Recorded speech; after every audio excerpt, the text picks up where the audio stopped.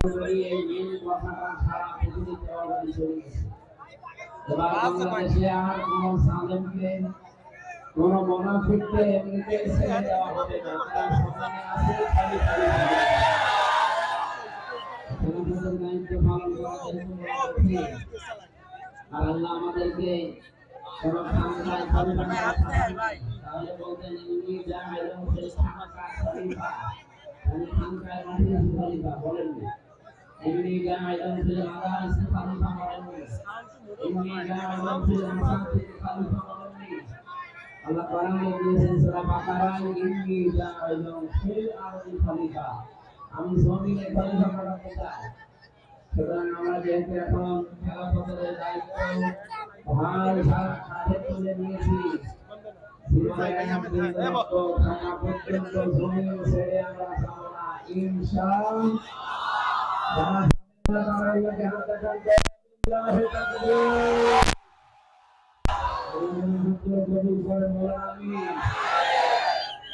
সামনে বসে মাহফিলে প্রধান আকর্ষণ যারা বিশেষ করে শ্রোতা মণ্ডলী মা বোনেরা বিভিন্ন জায়গায় আছেন যারা এই ব্যস্ত করে এসেছে সবাইকে নিয়ে দরবারে ইলাহি শুকরিয়া আদায় করছি। আমি গতকালও কুমিল্লা নাম করবো কোথায় কুমিল্লা কোথায় বাগেরহাট এরপর আমি কুষ্টিয়া চুয়াডাঙ্গা ঘুরে আসতেছি সারাদিন সারা রাত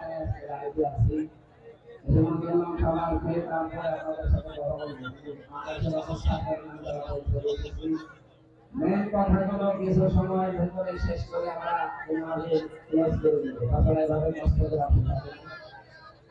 রাসূলের উপরে দরুদ আর সালাত পাঠ করার পর আমরা দেখলাম মাত্র 7 দিন পর বা 8-9 দিন আছে 9 দিন পরে একটা গুরুত্বপূর্ণ দিবস আমাদের সামনে ছায়া ফেলতে যাচ্ছে ঈদুল আযহা হিসেবে যেটা আমরা পরিচিত।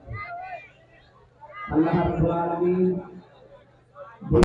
के कभी सलावत अलैहि व सल्लम ये अपने आदम में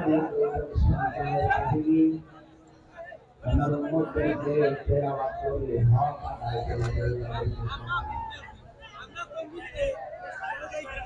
हम बरमान बोलते हैं रसूल माने शुरुआत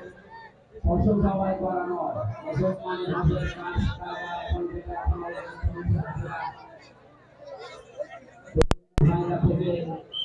अरे भाई আমাদের প্রতিবন্ধী আছে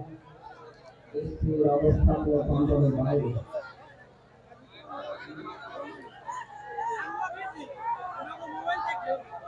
সম্মানিত বাগেরহাটবাসী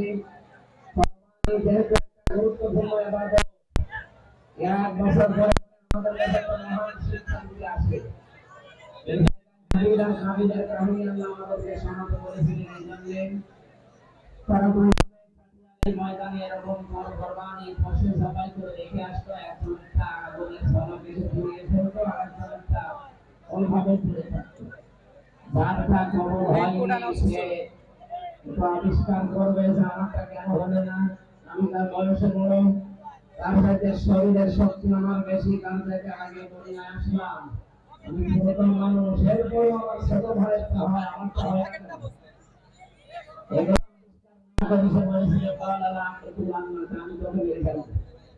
আমার মনে বাংলাদেশে এখন আমরা যারা আছি কাবিলও ফিরে এসেছে এই চরিত্র দিয়ে আপনার একটি কাজ করার দিয়ে 54 বছরের জনগণের মন জয় করতে পারেনি যারা জনগণের তাদের দিকে শিখেছে দেখে তাদের আমানতদারিতা দেখে জনগণ এখন ভালো হয়ে গেছে সারা বাংলাদেশে 100 জনের 77 জন মানুষ থাকছে দেশে এখন ইসলামের হাতে ক্ষমতা দেওয়া আছে এরকম কিনা রাখা যাবে না আপনি মতো হন না কেন আপনার মানুষ আপনাকে অ্যাকসেপ্ট করে না কেন গ্রহণ করে না কেন আপনার শরীরকে সংশোধন করে না আপনি এখানে আমরা যারা আছি ভাবি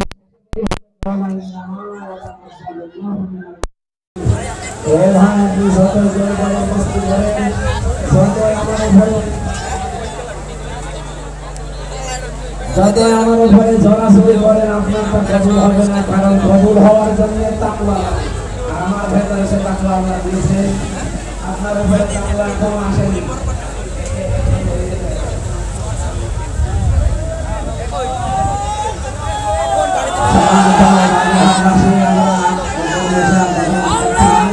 আমাদের এখন সেভাবে কাবিলের ভূমিকায় না দিয়ে হাবিলের ভূমিকায় পালন করা। আমরা ধৈর্য এবং সত্য নিয়ে সামনে এগিয়ে যাবো ইনশাআল্লাহ। কাবিল যারা আছে আশা করি তারা সংশোধন হবে অথবা তার